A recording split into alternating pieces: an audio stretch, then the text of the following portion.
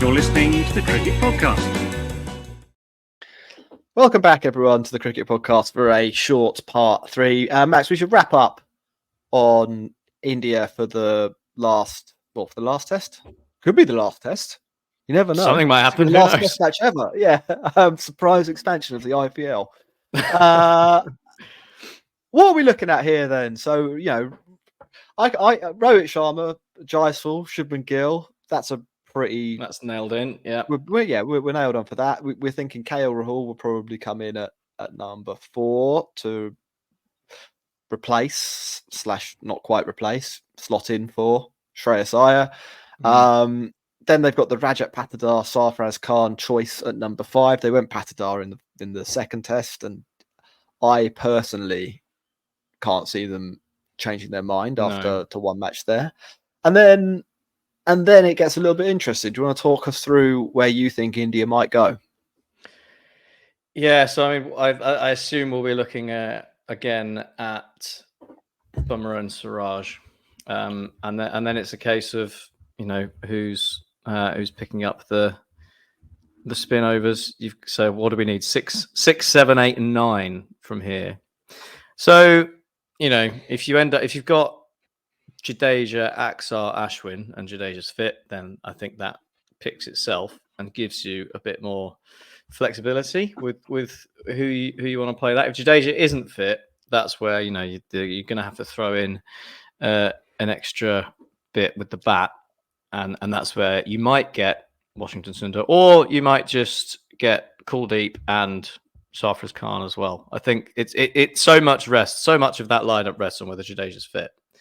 So it's quite a difficult call to make, but I think that's going to be Jadeja not being fit means you're going to get either Washington Sundar or some sort of Kuldeep Sarfaraz combination. That's my expectation. But you think they might disguise one as the other? Yeah, concussion sub. Turns out Sarfaraz Khan, although he's a keeper, actually it does bowl some mean left arm wrist spin. Cool. So that's India. What do you reckon the result of the third test is going to be, Max? I am going to go with a draw. Oh, that's interesting. So I look at the market. Draw was 11-1. Yeah. So the betting market don't think that. So I think there's two things at play there. One, they probably don't think that the pitch we'll see for this test will be exactly anything like the ones. other two. Yeah. And two, England tend not to really play for draws. So even if it is quite flat, they'll probably do all their batting in 100 overs maximum, leaving a lot of time. Sometimes it's not in their gift to change that though, is it? I don't know. Yeah.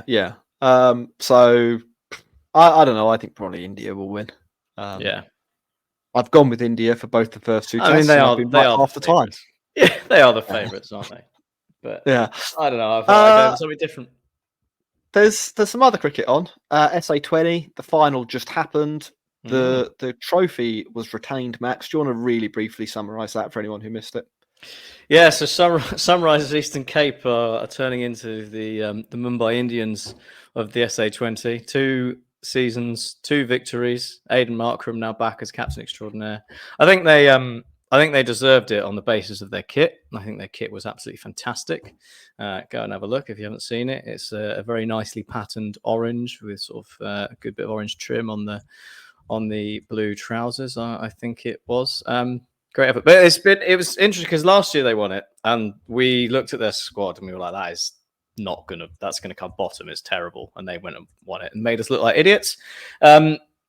This year is slightly different. I think they've got it's been a really interesting bowling attack. They've basically got the top 3 in their squad. They've got top 3 wicket takers, and they've got a bit of everything. Otnil Bartman, who is I think someone that I highlighted as potentially being a bit of a useful character in the first SA20 because of his sort of variations and things and bowling at the death, has proved to be a real player for them. And they've made the most out of what they've got. So they're very much a team that are greater than some of their parts. And it's, I mean, fair play from doing it. It's a bit of a Tristan Stubbs action in the final. He's sort of starting to maybe come into his own after not really fulfilling the potential that I think we've seen from him. But the batting lineup's been sort of not household names for the most part, and they've kind of all stepped up at different times, and they just found a way to win. So, good effort from them. And the SA20 as a whole, second season, been a really good success as well, from what I can tell. I think they said 36% viewing figures up on the first edition. really?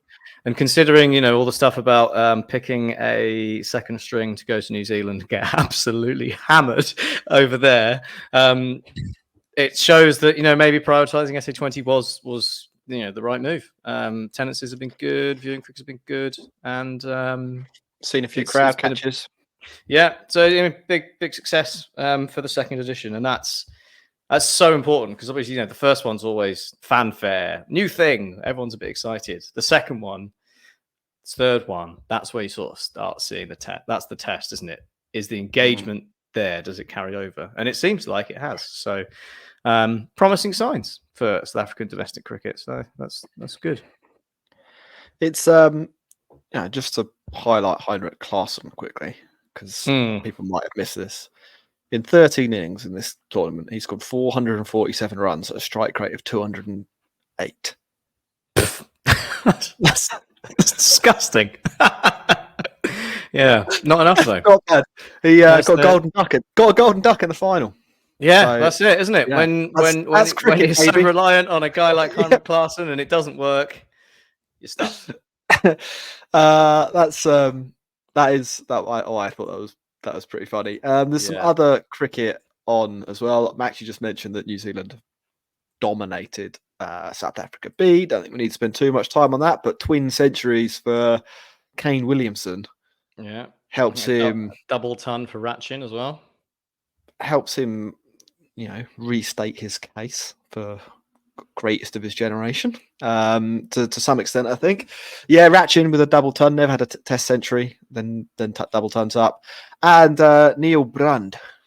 Say it with a little bit of a South African accent, so that people assume that I know all about him. He became the. This is such a niche cricket stat. He now has the record figures for a man captaining on his debut in Test cricket. Really? Wow. 6 for 119. Okay. Previous best was some guy from 1930 or something. The steam age. Yeah. So there's that. Australia played the West Indies today. Not massively notable, except for two things.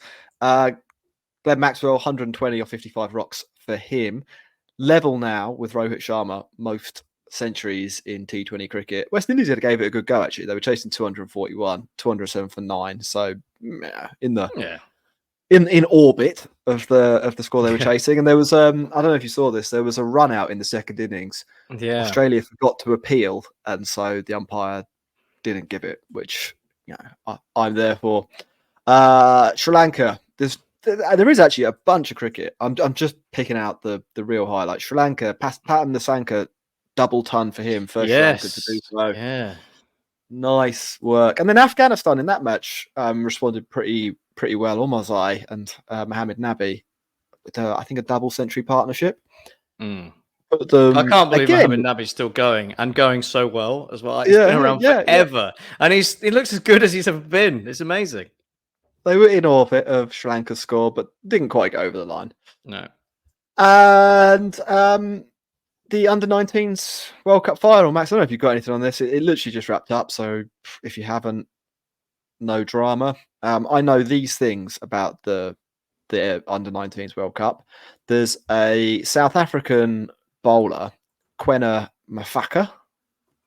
I'm sure we'll learn how to say his name properly at some point. Left armour, bowling absolute gas. He's 17 years old, picked up 21 wickets in the tournament. Likened to a left arm Kahiso Rabada. Yes, yeah, and you can see why. That's a scary prospect, isn't it? I also know that India were quite good and lost in the final to Australia. Where if we party heard that story poopers extraordinaire, aren't they? They love it. Yeah. So that's it, Max. We've got probably 5 minutes to do an NFL cricketer's offense. So Right. what I need from you, we'll have a quarterback, 2 wide receivers, a running back, and a tight end. We won't do a full fantasy team and a kicker. Yeah. So if you don't like the NFL, bad luck. This is a cricket podcast. Fair enough. You can turn off now. It's not a problem. If you do, I'm interested to hear what you've got to say. So either leave it in the comments on YouTube or head over to Twitter at the Cricket Pod, or join our Patreon and talk to us in the Discord. Are we going? Are we going current players? Yeah, let's do current players, and let's not limit it to we said the England-India series, but let's say anybody. So let's start with quarterback. Who would you have at quarterback? Yeah, I mean, I feel like because your quarterback needs to be totally in tune with the offensive coordinator and all of that. So I mean, for me, it feels like Ben Stokes. Ben Stokes is the quarterback. You got Baz McCullum as the offensive coordinator. Tactics, throwing bombs. Yeah. I think it doesn't matter if you've got one knee, because apparently you can still play at 41. Exactly. Like I think Stokes is the obvious choice there in world cricket. Just he has quarterback vibes, doesn't he? Like he is a leader. He shouts really loud and stuff like that. all the things you need from a quarterback, and he can throw it. There's a lot of cricketers who even now can barely throw, and he can. So I think Stokes is a good one. Can I put one forward as a wide receiver? Yeah. Michael Nisa. Oh yeah.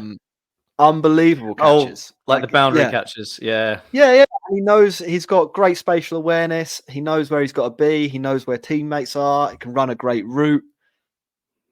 I can see Michael Nisa being an absolute threat as a wideout in the NFL. Max, which we're going to have to do this in some sort of drafting. Yeah, I don't know. I guess. So what do we want? We need another wide receiver. Should we go for a tight end? Should we chuck Dre Russ in at tight end, because he's done the training. He'll take a catch, and he'll probably bash a few people out the way on the way and gain you a few yards. I reckon Dre Russ as a tight end would be like quite a safe bet for a couple of short plays just to get things going. Long short drives. That's what I reckon. I think that would work. I can see like a younger Kyron Pollard as well, with that big reach being a big reach, real very helpful handful, a red zone threat type tight end. So there's that. Running back, Virat Kohli. Oh yeah, absolutely loves running. Like he might not be an effective blocking running back, but I think he's like one of those guys who can find a hole and just off he goes. I'm thinking about this from a non-boundary strike rate perspective. Like he's way out ahead of the rest of cricket. I don't know what your thoughts are. Shuttling between the wickets. Yeah, I'm not sure if it exactly translates, but to be honest, it's cricket and it's NFL, and they're very different. So I'll go with it. Mate, there's logic. As long as there's logic behind it, then I'm all in favour. Okay, so I think we need one more wide receiver and a kicker. A kicker. Getting Cum Dog. I reckon Cum Dog. For what? For a wide receiver. I don't know why. I just think, I reckon he's got a bit of he could be like an all-round wide receiver, couldn't he? I reckon, he's got a fairly safe pair of mitts. He's a pretty strong bloke. I reckon it would be like the kind of wide receiver that would be, I don't know, maybe a more of a bits and pieces. Like you'd send, who was the other wide receiver we had? I can't even remember. Michael Nisa. Michael Nisa, you're sending bombs, right? He's the big plays. He's your 20, 30 yard, like that kind of proper risky play. And I reckon Pat Cummins could fill in sort of as in and around dragging people out of position. I've got two. I think Zach Crawley could work as well, because he's good at catching and quite tall. Well, I've got one wide receiver and one tight end backup. All Cameron Green, tight end. Yeah, would be amazing. That wingspan, that height, huge. He'd be able to block. I think Cameron Green probably a massive loss to the NFL that he became a cricketer. And Glenn Phillips as a wide receiver. Yeah, Like the speed, the Yeah. range. That's a good catches shout. with both hands. So yeah.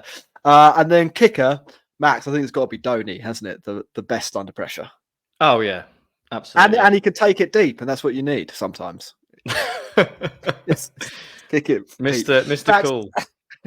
I think on that note, we'll wrap up the cricket podcast. Do let us know your shouts for NFL cricket. Yeah, we rushed through that. So we probably did an absolutely terrible job. So Oh no, hold on. So we've got Ben Stokes at quarterback. We've got Yeah. a wide receiver core of Michael Neser, Pat Cummins, and Glenn Phillips. That's not Yeah. too bad.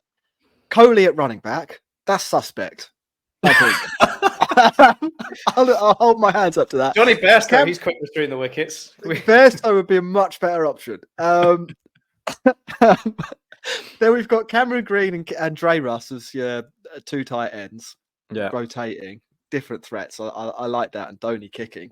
I think that would be work. Max, I'm going to wrap up the show now.